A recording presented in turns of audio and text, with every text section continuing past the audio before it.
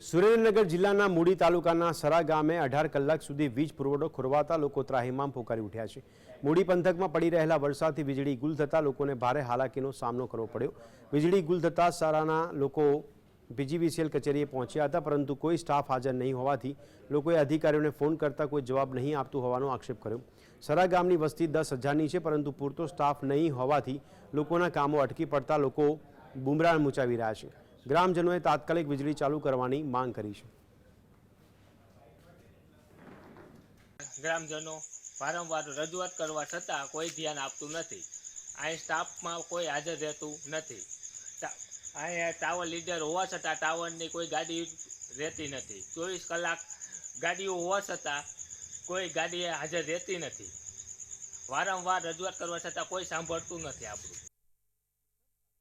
રાતે 7 વાગ્યાની લાઇટ જાય છે તે એસી સાહેબને ફોન કરી હળવદ કરી અહીંના કોઈ જવાબ નથી દેતા। ગાડીઓનું કોઈ ઠેકાણું નથી। આ રાતનું માણસ 10,000ની પબ્લિક હેરાન થાય છે।